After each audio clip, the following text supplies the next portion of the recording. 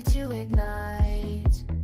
Untold stories in the airways, flying through the night. Experience voices, tales so bold. Streaming live, the truth unfolds. Untold Radio Network, where secrets come alive. New episodes daily, the mysteries thrive. Great guests, super chat, so I remember I share and subscribe. Join the side where truth can't hide. Aliens in the attic, UFOs in the sky. Cryptids lurking, oh my, oh my. Ghosts in the hallway, whispering your name. The paranormal, the unexplained. Become a VIP, get the inside scoop. Unlock the mysteries, be part of the group. Live streaming stories, they're talking to you. Super chats buzzing, join the crew. Untold Radio Network, where secrets come alive. New episodes daily, the mysteries thrive. Great guests, super chat, it's a wild member ride. Share and subscribe, join the side where truth can hide. So if you've got the guts and you want to explore, tune into the untold, it's what you're looking for. From aliens to ghosts and all that's unseen. Untold Radio Network, where the world's mysteries convene.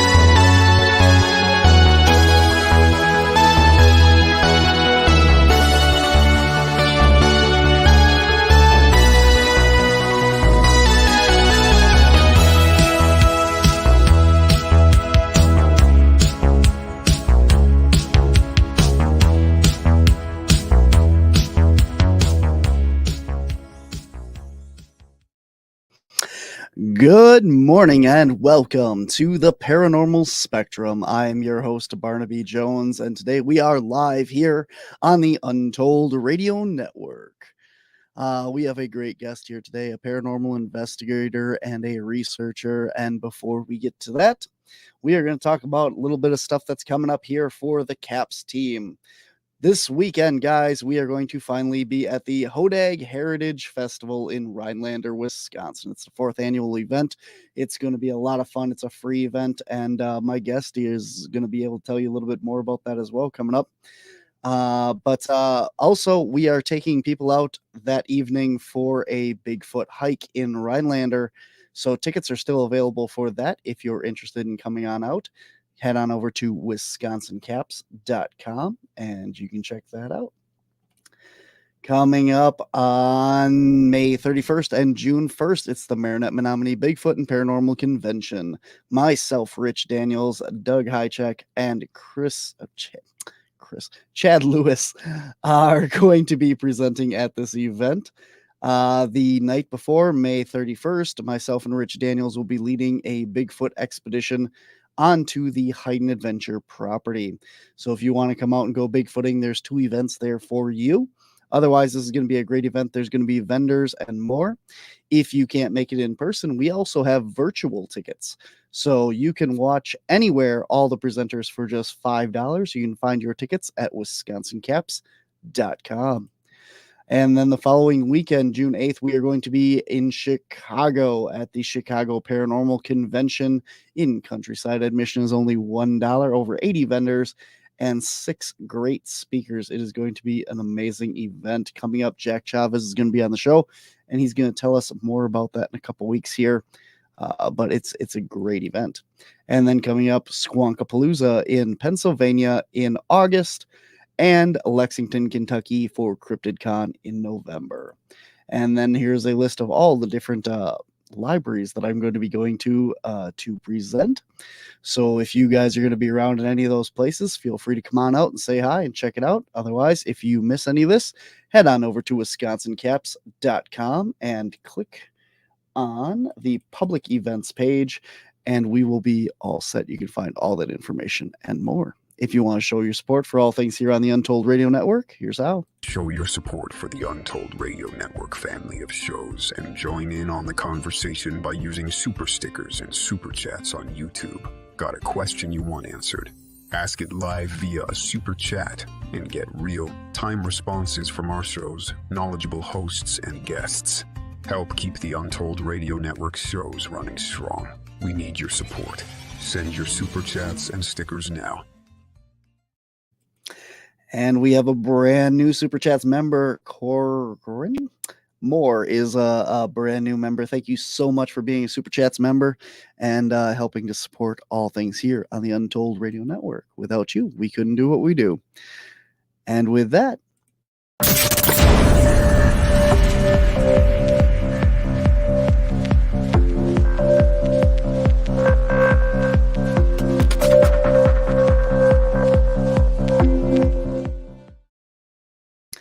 all right, guys. Today, my guest is Stevie Henk. She is a member of Entity Ventures Paranormal, a team based in the Northwoods of Wisconsin and travels all over the United States. Stevie and Tabitha started their team in 2019 after being on another team together that disbanded. They weren't ready to let go of the paranormal, so they broke off on their own and created this amazing team, bringing Jade on as a member a couple years later. They made it their mission to investigate places no other teams have, and to seek out the places that the spirits have yet to been able to tell their story. They dive into the history of these locations, communicate with the deceased occupants, and with the departed residents' help, write the stories the spirits want to tell. They also investigate local homes and businesses when living people seek their assistance. They help figure out what is happening in the establishments or home and give advice in dealing with their findings. Most people do not fear what they find and instead embrace their new family members. You can find Entity Ventures Paranormal on Facebook and on their YouTube channel, where they have videos of their investigations, including their series Paranormal Rhinelander. And now joining me on the show, please welcome Stevie Henk. Hi. Hello. Welcome to the show. Hi. It's always early for me on today, so I'm going on like 3 hours of sleep after my work. Same. So I'm choking a little again, as usual. So it's a good morning here. So, wow, how are things up in Rhinelander today? Rainy but good. Yeah, here too. I woke up and there was all like wet outside, but it was like sunny, so it was weird. I was trying to figure out why it was raining and sunny. So definitely interesting out. But are you ready for the big weekend coming up here? I am definitely ready. Not really, but I am saying that I am. Awesome. Now you are going to be a one of the vendors at the event, correct? Yes. Yep. Awesome. All right. So let's talk a little bit about the event coming up here. It's the 4th annual Hodag Heritage Festival. Can you tell us a little bit about what a Hodag is and what the festival is all about? Well, the Hodag is our town mascot. It's been our town mascot since before it was even a town, 1894, I think. Carrie will yell at me if that's wrong. We like to celebrate it here. So starting 4 years ago, Carrie Bladorn, Ben Brunell, and the Chamber started this Heritage Festival to celebrate the Hodag. Kind of like Mothman has their Mothman Festival and all the other ones that are going on now. So yeah, it's everything Hodag. Absolutely. Yeah, you cannot drive into Rhinelander without seeing a hodag. I mean, it is everywhere on the water Mhm. tower, the cop cars, the buildings. There's little wooden carvings outside of almost like every establishment when you drive along the main drag right there. And Mhm. it is definitely been embraced by the town there. So Yeah, definitely. very cool. What's going on at the festival? You guys start off with a big pancake breakfast, and what else we got going on? Yeah, there's a pancake breakfast. I believe that starts at 8 a.m. Yeah, right at 8 a.m. Then there's food trucks. There's green beer. Um, Chad Lewis is speaking. I mean, that's a reason enough to come. The Hodag calling contest. Like, who doesn't want to stand on stage and roar for hundreds of people? Right. Awesome. um, yeah, and I'm going to be vending along with a bunch of other people. You, I think. Yep, I will be there.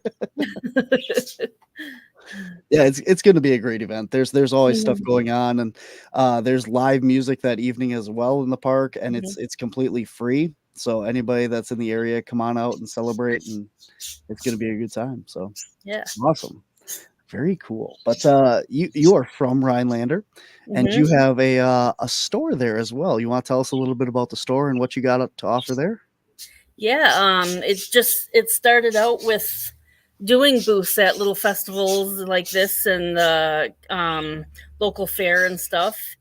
And people seem to like it. I had lots of customers, lots of people say, "Hey, you should open up a store so I can come and shop whenever I want." And so I did. I've been open for a year now, and it's called EVPs LLC. That way, it kind of ties in with the paranormal team of Entity Ventures Paranormal. Mhm. Um, and it's got a whole bunch of creepy, cool, spooky, unique things. Very cool. And you guys do different events and stuff there as well, right? Yeah, I'm trying to get some paranormal speakers. Maybe you one of these days. um, Definitely around. Yep. yeah. I have a museum that I'm going to be opening up of haunted items and oddities. I do craft classes, and I'm going to be doing workshops and stuff in the future. Very cool. Very cool. Yeah. Awesome. So let's talk about some of your work that you've done. I mean, so you've been with another paranormal team. When did that all start? What got you into the paranormal? Um, Ever since I can remember, I've seen and heard things, and I knew that not everybody did, so it was kind of just something that I didn't tell anybody because it Mhm. was weird and different. And as a kid, you don't think that anybody's going to believe you. Um, so as I got older, I had the opportunity to join a team, and I'm like, well, that's a once in a lifetime opportunity there. Like, how can I pass that up? So I did it, and it just kept on going and growing, and I'm where I am now. Very cool. So what are some of the big cases that you've worked? I mean, you said you have a whole series on your YouTube channel on that. So what Mhm. were some things that you guys have done so far? Um, uh, with our Paranormal Rhinelander series, we went around to a bunch of local places, some that haven't been investigated. Well, actually, most of them haven't been investigated until us. And we just went in there just to see. And I don't think that there was one that we went to that we didn't find some sort of evidence. So, yeah, it's pretty haunted around here. The biggest one that we did was probably um, the music store downtown. It was actually the crematorium when it first opened. It was a funeral store and crematorium. And as you can imagine, we got tons of evidence there. Interesting. So what kind of stuff have you captured then?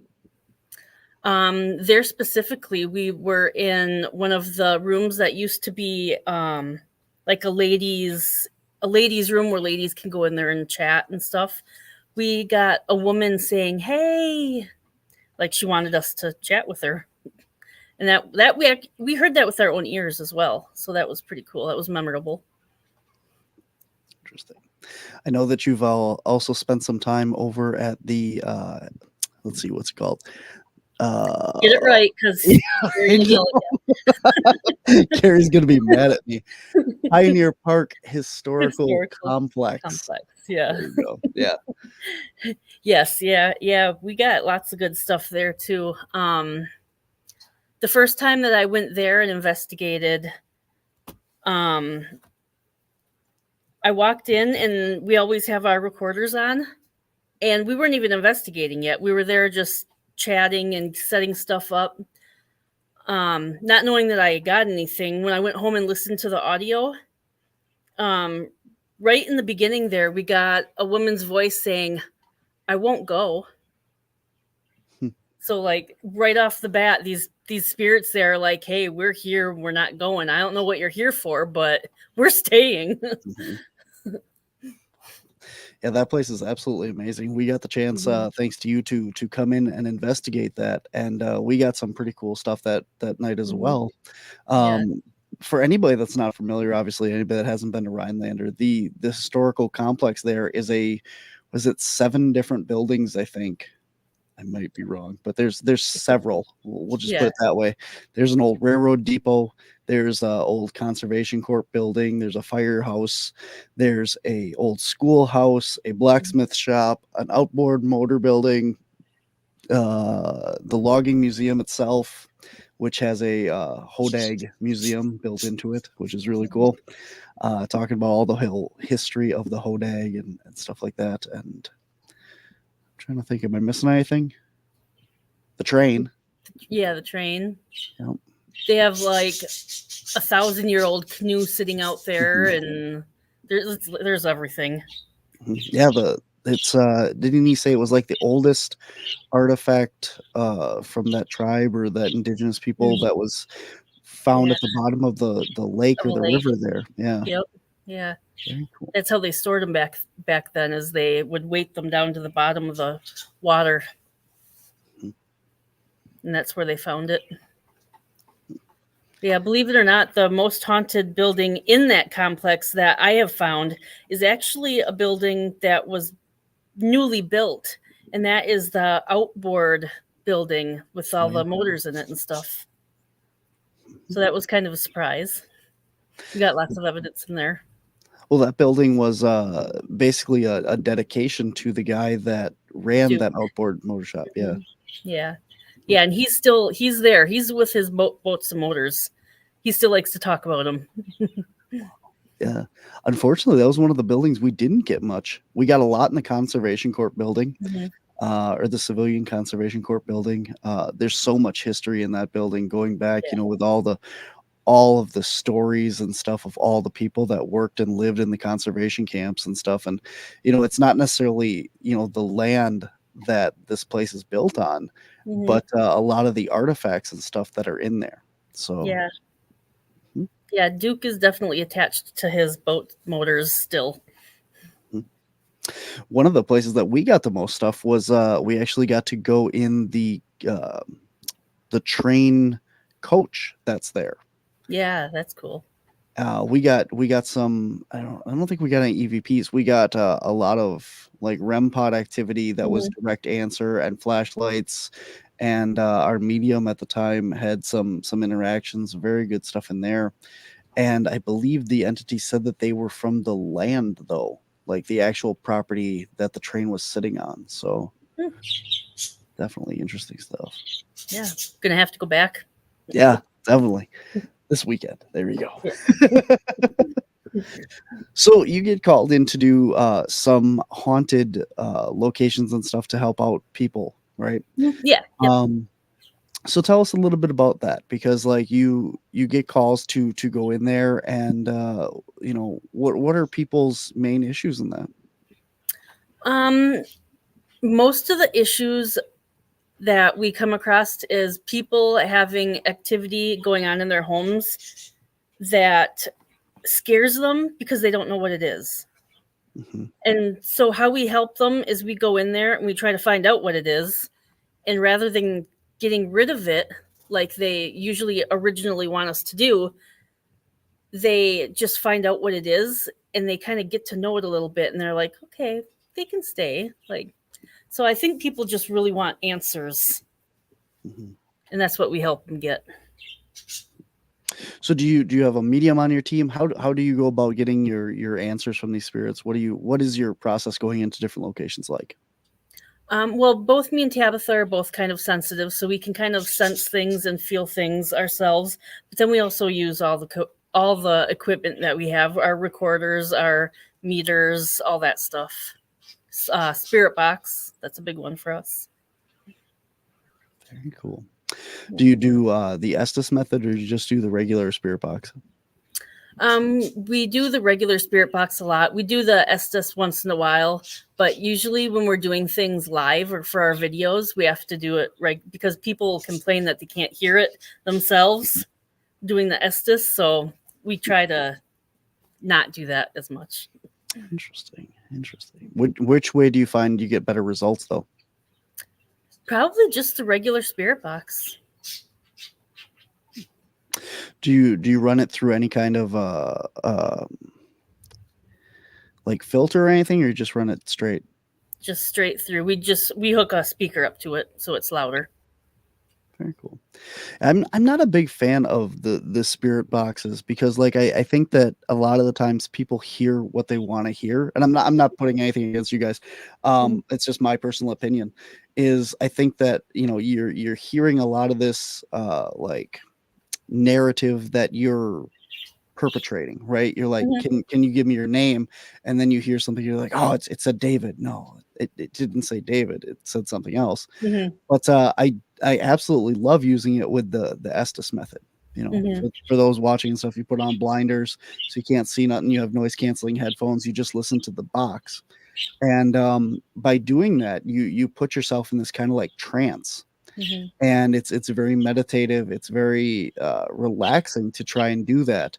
And by doing that, you can kind of open yourself up to more of these medium sensitive kind of interactions by putting yourself in that meditative state. And I think that's really helpful if you get used to it and you do it right, that you can see things and hear things and feel things. And we've gotten a lot of results with the spirit boxes and the Estes method in places where none of our equipment's working.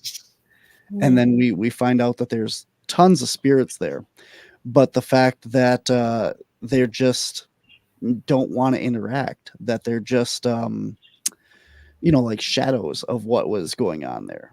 So it helps a lot trying to get answers and find out what's going on. So Yeah. Very good. Catherine says, thank you. So many people out there fear what they don't know, and it's nice to learn if the spirits are willing to share their space, meaning no harm. Yeah, we get that a lot as far as, just like a lot of people call and they say, well, my grandma's picture flew off the wall and my house is haunted. There's a demon in it. Yeah. And that is always the first thing that people jump to is thinking that, this whatever's in their house is this demonic entity and it's there to hurt them and stuff. And so you have to kind of like work with them. And so what's the process that you go through? We go there, we talk to the homeowners and anybody else who is involved, who knows any information or has experienced anything in that home. And then we just kind of go in there and investigate and see what we get. It's really all up to the homeowners, what they're comfortable with us doing. Sometimes we'll go in there and we'll sage it, we'll cleanse it if that's what they want. But like I said, usually they don't even want that. They're like, okay, well, I know what it is now. I know that it's not a demon that hates my grandmother. Like, it's just someone trying to get my attention and saying, hey, I'm here.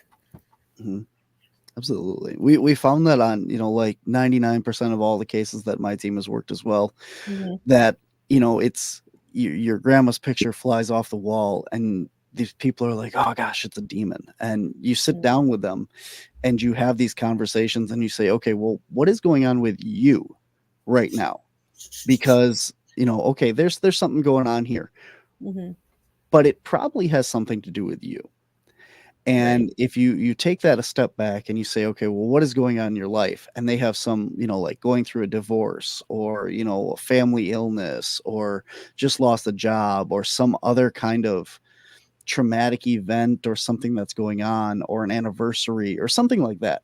And you say, okay, well, were you really close with your grandma? And they say, oh yeah, we were super close with my grandma. And she was always there anytime that I needed her for whatever reason and stuff. And then you go, well, your grandma's picture flew off the wall. Yeah.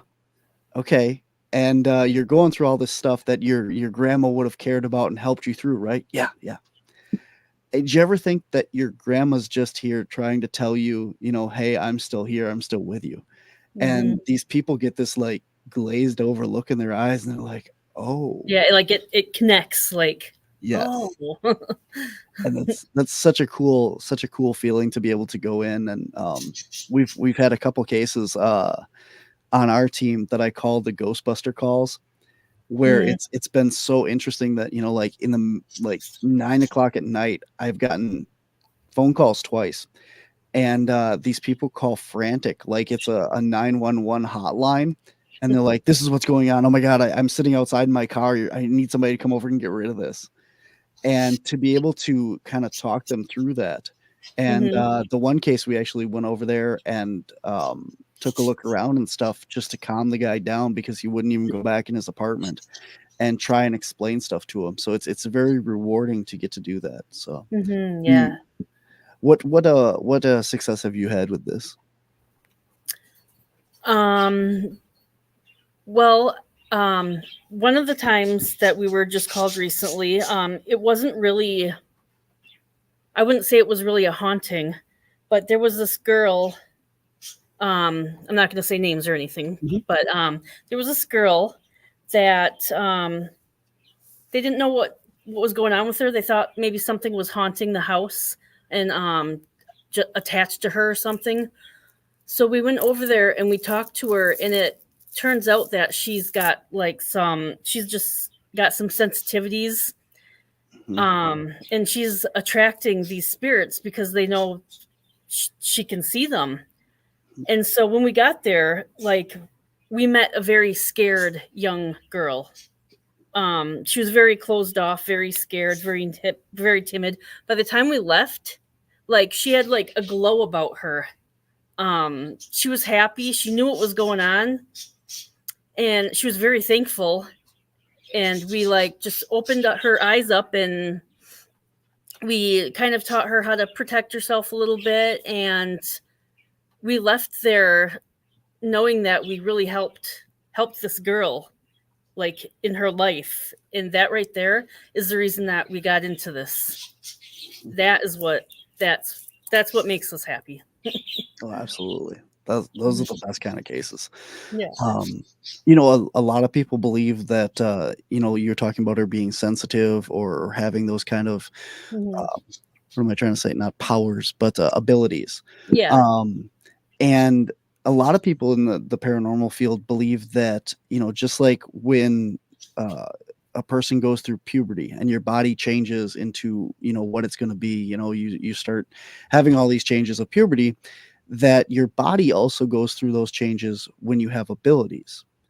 And these abilities can manifest as poltergeist activity because you have all this energy that's trying to find itself inside of you, and it's manifesting externally, and that's what's causing a lot of these paranormal. Did you have any of that kind of stuff going on with this case? Yeah, things were happening in the home and everything. And I think that with her being open to this stuff, a lot of these spirits were just being attracted, and she didn't know what it was, and she didn't know how to handle it. She didn't know how to control it. So that's just going to be something that she's got to learn within herself, within time and stuff as well. But just giving her that feedback, it really, really helped her. Absolutely. So what kind of advice do you have for anybody that's going through anything like that, that's having these, manifestations and that? Well, first off, know that you're not the only one. You're not alone. And there are people out there that can relate with you, and search them out, because talking to other people about this kind of stuff makes a huge difference. Just knowing that there's others like you. I think that goes with anything in the paranormal field. So many people believe that, they're alone. If you've seen a creature out in the woods, you've seen something up in the sky, and having these paranormal experiences and stuff, you think that you're crazy. And there's this stigma that goes along with it that, you don't want to talk about, you don't want the ridicule in that, and you kind of suffer alone with that. So, unfortunately, I think a lot of the people that watch this show already have kind of come to grips with the fact that this is real, and but anybody that just kind of stumbles across this episode, maybe just keep that in mind, because there's a lot of places, like this weekend coming up, there's a lot of paranormal and a lot of cryptid vendors and stuff there that would love to hear your stories. Any of these conferences that we go to, I mean, no one there is going to ridicule you for everything, because all the people there are just as crazy as you are. And I mean that in the best way. Yes. And thanks to social media, there's tons of ways to get a hold of paranormal teams or someone that'll listen to you. Yeah, absolutely. And a lot of them, like including our own, my Caps one as well. I'm sure you guys have a way to contact you on yours as well, but you can do it anonymously. If you just need to tell somebody your story and get it off your chest, you can write up a full report and submit it, and you do not have to put your name attached to it or anything. And then this information is out there, and the people that research it and the people that need that information to help what we're doing have the information, and you get rid of it, and it's just kind of it's a win-win. Absolutely. All right, well, we have to take a really quick break here for station identification, and we'll be right back. Hey, Untold Radio Network fans. Want exclusive perks and to support our channel? Introducing our YouTube membership program with 3 amazing levels. Get loyalty badges that level up to different cryptids the longer you're a supporter. How cool is that? You'll also get access to custom Bigfoot emojis and priority in chat. Upgrade to Backstage Pass for exclusive wallpapers, photos, status updates, discounted books, and merchandise. Go all in with the producer level for everything mentioned, plus member shoutouts. Ready for an enhanced experience? Join now, pick your membership level, and let's make this journey even more exciting together. All right, guys, we are back here live on the Untold Radio Network. I'm your host, Barnaby, and today we are talking with Stevie Henk. She is a paranormal investigator with Entity Ventures Paranormal and has a store in Rhinelander, Wisconsin called EVP LLC. We'll get it in there. If you guys have any questions for Stevie or any kind of paranormal up in the Northwoods of Wisconsin, or in general how you can help with anything going on at your house, put them in the comments section, put them in all caps, and we will get them on the show as soon as possible. Patty says, I've lived in a haunted house last year. I was too chicken to record everything. I didn't want to hear or see anything more than I already had. I think that really ties in with what we're talking about here with, the fact that people don't want the ridicule that goes along with this, So going back to the story about the girl with the abilities and that, I mean, was she any clue of what was going on? I mean, you said that she was kind of open to, knew about her abilities, or these, seeing things or feeling things and stuff like that. But, was this on her mind prior to the investigation and calling you guys? Well, when we were called in, it was because they thought that their house was haunted, and whatever it was just taunting her. And so they didn't know that it was just like her specific, really, which it ended up turning out to be. It was her specific. It wasn't the house that was haunted. It pretty much her that was haunted. But it was easier to deal with that, knowing how to handle it and stuff. And we've had a couple cases very similar to that, actually. But, Patty would like to know, have you ever investigated doppelgangers or mimic hauntings? I saw a woman twice that year that looked like my friend. We would hear our cat meow in a closed rooms when she was not with us. I haven't personally investigated doppelgangers or or mimic hauntings, but now I'm going to. Very interesting. Yeah, we have. I don't know if we've ever investigated per se a doppelganger with our team, but I will tell you at a specific haunted location that we work quite frequently. We were setting up some stuff upstairs, and I walked down the hallway and then down the stairs, and my mom was still upstairs, and she literally watched me walk down the hall and down the stairs, and then a couple seconds later, I walked down the hall and into a room. So she saw what she thought was me, but she knew it wasn't me because I had just walked downstairs. But she saw me like walk the same path and then turn into a different room. So, Ooh, yeah, that's creepy. yeah, doppelgangers are not very nice things. There's a lot of lore and folklore behind that Mhm. of how like they're a fetch for the fae. If you see your doppelganger, it supposedly means that it's come to take your soul to the afterlife. And Yeah. yeah, I don't know. I mean, what is it? If you see I mean, your you're own, still here, so I didn't see it though. Oh, I yeah. didn't see my doppelganger, and that's what I was going to bring up. Is it because that I didn't see my doppelganger that somebody else saw me, and that kind of goes with the mimic part of that. So, I don't know. I don't know a lot about mimics. The most I know is like D&D kind of. I mean, I don't play D&D, but you have the mimics that pretend it's a chest of gold and then eats you or something. So I don't know. I don't want Okay, maybe I won't investigate mimic. Yeah, there's a lot more out there than just ghosts. Yeah. Yeah. What does this say? My friend saw my friend walk into the laundry room when she was not there. Yeah, absolutely. That's very similar to what my mom saw. Like I literally walked down the hall and turned down the stairs, and then like less than a minute later, she watched me walk down the hall and then turn into a different room. So I don't know. I don't know. But we've constantly investigated this location, and I don't think that. Well, actually, excuse me. There has been another case now in that same location where one of the guys working there saw what he thought was a coworker walk and go into this area, and then he literally came out of a different area. So, two instances of that location. So, I don't know. I don't know. What are your thoughts on tulpas? Do you know what a tulpa is? Remind me. Tulpas are thought forms. Oh yes. I definitely believe that. I mean, that's how the Hodeg's real. Yeah, that's very true. That's very true. Very true. If enough Oh my people gosh. believe in it, I mean, it has to be true. Yeah, that's a very good point. Like when we're talking about cryptids and stuff, this is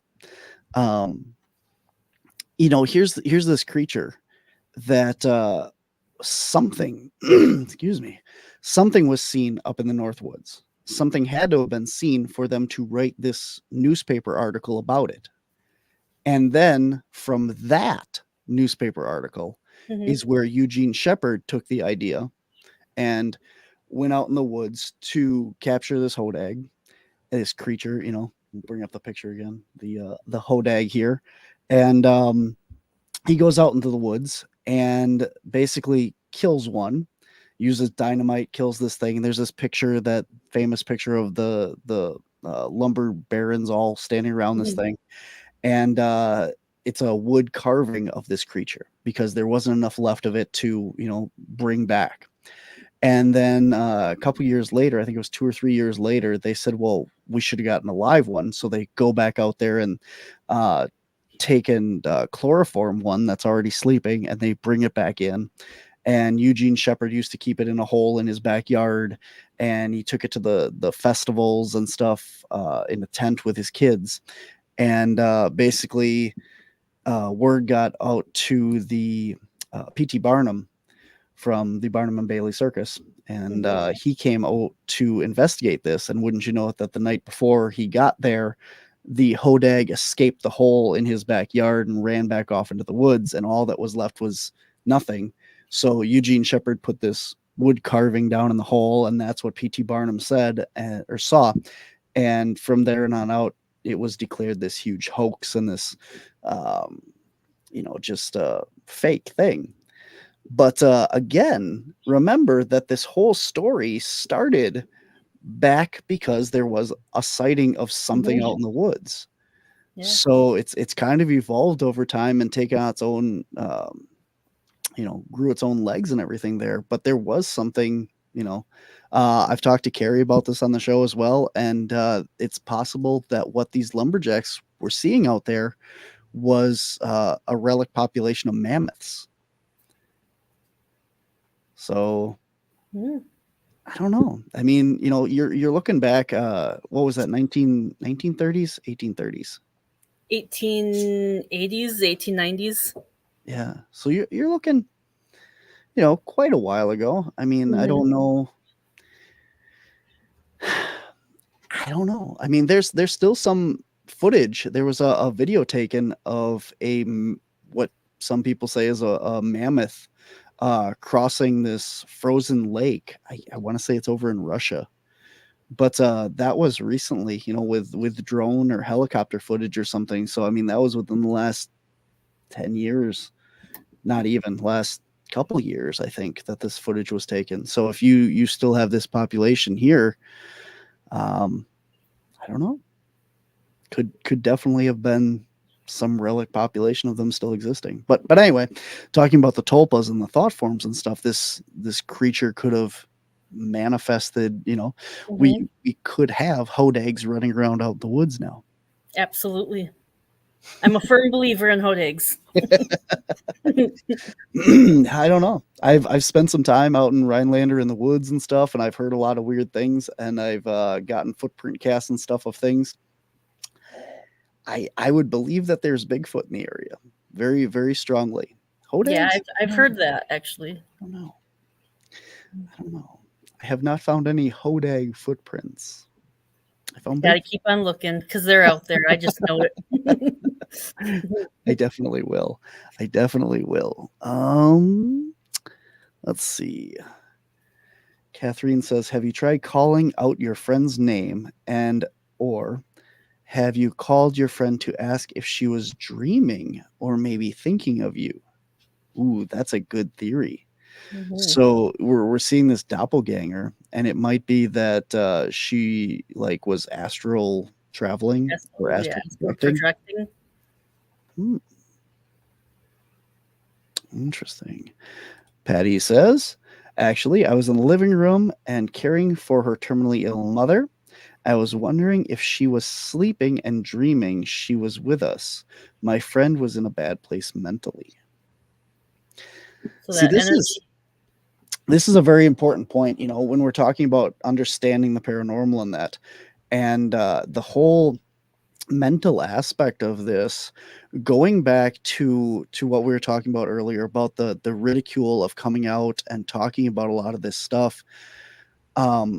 There's a lot of entities out there that not ghosts. I don't want to confuse these things because there's different things between the ghost of a loved one and the spirit of a loved one versus these other things. And I mean, we can't put a name on it. I don't know if you know anything more than I do, but there's no good name to put on these things because we just don't know what they are. But they're like energy vampires. And we've dealt with them at one location that we were at, and they basically suck happiness and stuff out of people. And they do that by, appearing, and people see them and they wonder, what is that thing? I can't tell anybody about it because now I'm crazy. So now you're starting to doubt yourself and you're thinking, oh man, this is not okay. I'm in a bad place. And then you kind of roll with that and you get depressed because you're seeing these things. You can't tell anybody because they think you're crazy. You're getting worse and worse. And it rolls into this depression and low energy vibration. And this is what they want and what they feed off of. And this is very symbolistic of that. So have you dealt with anything like that before, Stevie? I haven't really, but there is an entity somewhat like this that resides in the basement of the Randolph County Infirmary in Indiana that we've investigated a few times. And this thing, the caretaker believes that he actually manifested this thing, and it was manifested from his like energy and stuff. And it is kind of like that vampire energy sucker type thing that lives in the basement now. And it was created from this bad energy, this bad mental state. And it was actually created from that. And it still lives down there to this day. And people say that they see it, and it looks kind of like an octopus. It's got legs Yeah. and stuff. Yeah. And so, I mean, that could be her mental state could have actually manifested this thing as well. Absolutely. It's really interesting that you bring that you said that. My one team member actually described then she's an empath, so she feels you know energy, emotions and stuff like that. And she's described this thing as basically like an octopus. Kind of, it has like tendrils in one dimension and it's in another dimension, and it's feeding back and forth like that. And it sounds absolutely ridiculous. Like, just it does. It sounds what are ridiculous. you talking about, right? And then the fact that you brought up this octopus looking thing, and I'm like, oh my god, here's that same thing. Somebody else talking about the same way, and it really shows that, like, this, anybody that's able to, I mean, I can't see this thing, so I don't know what everyone's looking at, but I mean, when you have I haven't seen it myself, but the caretaker showed me pictures of it. And actually, the Travel Channel tried buying these pictures from him, and he wouldn't do it. He's like, "No, that's my energy thing, whatever it's called." It was really creepy. Yeah, definitely. Well, that's interesting. And to be able to show up, like, what kind of pictures were they? Were they digital or film or video or on what? his camera? Just pictures that he took on his camera. Okay. Yeah. Interesting. Yeah. I don't know. There's so much stuff out there. I mean, the world of the paranormal, and these more and more mainstream science is coming out and just literally saying there's more dimensions, there's more layers to this, and there's more stuff going on, more and things being created even. Absolutely. And to try and wrap your head around this, like, I've talked to so many people, and just like the stuff that we talk about, like this octopus thing, sounds completely ridiculous. Like, what is wrong with the two people on this show that we're discussing these octopuses and interdimensional octopuses. Energy? But I don't know. I mean, there's obviously something going on, when you have more than one person discussing the exact same entity, the exact same creatures, and not having any connection with each other or anything, and this is what's going on. So what is this thing? It's obviously something. It's got to be something. It goes back to the hodag. Maybe it's not this big green monster out in the woods, but they saw something. And that's the bottom line, is there's something that's causing this, and you can say it's depression, or it's just a mental disorder or something, but I mean, who's to say that all your mental disorders aren't caused by these things to begin with? It's a chemical imbalance and stuff. Well, it's an energy imbalance. Look at what happens when you don't get enough sun, you don't get enough sleep. These are all different things that affect your energy, your body physically. And when you have those different things, they pull you down into these lower energy vibration states and these lower states of consciousness, and things can creep in, and that's that's when you don't see happy depressed people. You know what I mean? Yeah. I mean, like, there's people put on a face, people put on that in public, and when you're that low vibration, though, like, that's, what am I trying to say? It's a cycle. Your depression begets more depression, and that's what this thing do, is just kind of manipulate you and create that self-doubt. And well, if you tell someone that makes you weak, or if you talk about that, this makes you, worse. So, okay, now you're not going to talk about it. And these little voices and stuff kind of just keep pulling you down. Mm-hmm. Yeah, I actually have a lot of people come into the store, and I would say probably 75% of them are elderly people that have been keeping the stuff inside for their whole entire life. And they're like, finally, there's a place where we can go and tell someone what's happened to us. Like, Yeah. I'm happy that nowadays it's getting a little easier to talk about this kind of stuff. If we can go on here and talk about these flying octopus things, then you can come in here and tell me about your ghost story. Absolutely. So you got all kinds of stuff in your store there. What the main takeaway I think from this is, you need to tell somebody about it, somebody that you can trust, or somebody that's, not going to ridicule you. And there's a lot of people out there. Yeah, there is. But beyond that, you have to take care of yourself. And so there's a lot of different ways that you can do this by raising your vibrations and stuff. What do you got for people at your store that can help people out? What do you recommend? Usually I recommend probably a nice crystal. Even if you're not the type of person to believe in the energies that crystals hold, it gives some comfort just to hold something and to think and to meditate. And I think that does a lot. That's my go-to.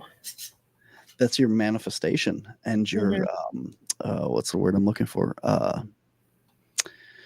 Intent. Yeah.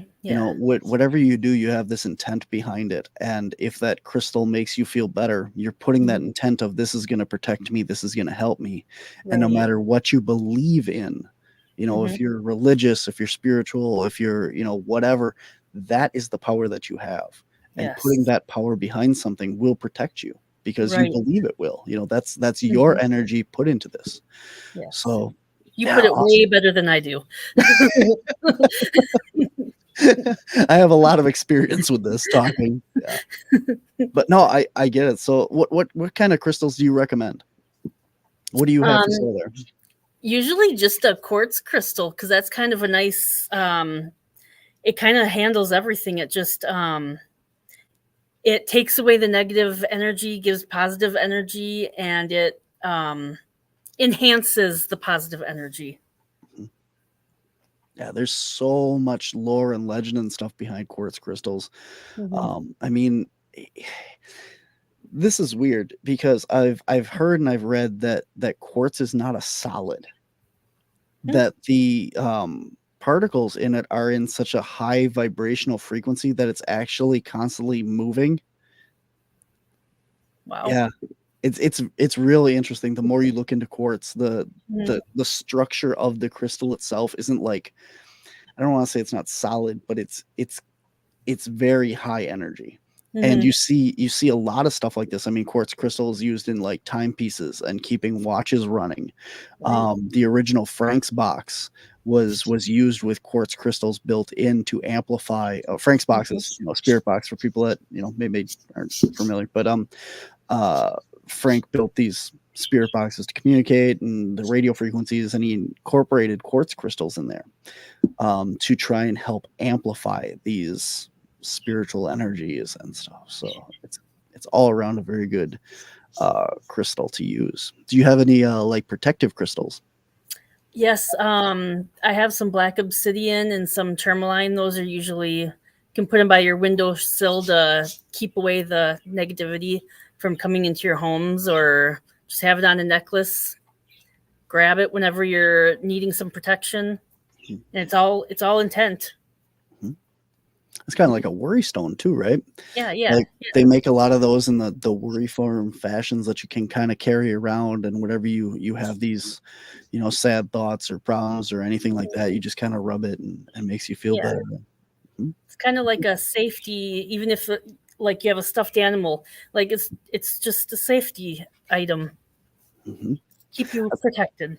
It's like you always see the teddy bears with the swords that protect you from the monster in the closet or under the bed. And It's all intent. If you believe Yep. that bear, that stuffed animal, that blanket, whatever is going to protect you. I mean, how many people out there watching and listening here think that, if you keep your foot out from under the covers, that the monster can't get you? Right. This is common sense. I mean, as long as you're covered completely, there's nothing that can get you. So. Yeah, that monster can't get you. That's right. Exactly. All right. Well, I think it's been a very productive show here. I mean, I think, I think it's all about like helping people. And then that's what the paranormal field is and should be. Yes. So many people out there take it and, use it for tourism and TV shows and, popularity and all this stuff. But at the root of it, we're all here on a human level trying to communicate and help each other. Right. Whether it's the soul that's passed or the people that are dealing with the souls that have passed. And it's all about, just getting through it. Yeah. Very good. Awesome. Well, remind everybody again, where can people find your YouTube channel? Where can they find you? Do you have an online store at all? Can people order from you? I do. I have an online store. I'm not sure what the website address is, but if you find me on Facebook on EVPs LLC, it'll be all on there. There's also Entity Ventures Paranormal on Facebook as well. You can follow us and know when we release new videos. And if you're local, we also do public investigations and tours as well that you can get information on. Very cool. Very cool. Where do you do your public tours? Investigations, I guess. Whatever. Downtown, we do a walking tour, haunted history tour. And sometimes we go inside some of the buildings and do little mini investigations on our way. Very cool. Very cool. I'm going to have to come down and check some of that stuff out. Yeah. Awesome. Catherine says, love my obsidian crystals too. I take the salt discs like you give rabbits to lick and place them around electronics to protect as well. Interesting. Yeah. I've heard of like salt lamps are good for that too, because they pull in negative energy and absorb it and stuff and then kind of purify. And the salt itself in the salt lamps helps purify the air and on a scientific level does stuff for you physically and that in your house and purifies the air as well. And then on the spiritual level in that as well, it's supposed to take in the bad energy in that. Yeah. Also, before we go, when we were talking about cleansing and stuff like that, you talked about like saging, right? So when you sage, one of the things that people don't know is when you sage the air and cleanse everything out, you're creating this vacuum, and you need to bring in positive energy as well. So a lot of people use like sweetgrass or anything like that. What do you got for that kind of stuff? I do have sweetgrass, and usually when I cleanse a place, we use a combination of sage and sweetgrass, and sometimes Palo Santo, and sometimes cedar. Depends on what energies we're feeling and the situation. Very cool. Very cool. Well, awesome. It's been a great show today. I want to thank you so much for coming on and sharing all of your stories and stuff. And I look forward to hanging out with you this weekend coming up here in Rhinelander, Wisconsin. Yeah. Awesome. Thank you. Awesome. Well, I'll talk to you later. All right, guys, that is our show for this week, guys, coming up this Saturday. And there's some other events if you're in the Rhinelander area throughout the week. They have some other things going on. I'm not sure what they all are, but I know there's like stuff Friday and some other stuff going on. But you can head on over to on Facebook and check it out for the Rhinelander Hodag Heritage Festival. And you can get some more information on that. There's links on our website, wisconsincaps.com. So that's coming up. That's where I'm going to be this weekend. Coming up next week, right here on the Paranormal Spectrum, we have guest Angela Zabel. She is a psychic medium, and she is an intuitive, and she will be here next week to share all of that with you. And then, guys, on Monday on Monsters on the Edge, my guest is going to be Doug Hychek. And you should all be pretty familiar with him here on the Untold Radio Network. So he's going to be stopping over here on my show to catch up and talk all things Bigfoot on Monsters on the Edge. So until then, guys, remember, we are all part of the paranormal spectrum, and I'll see you next time. You seem to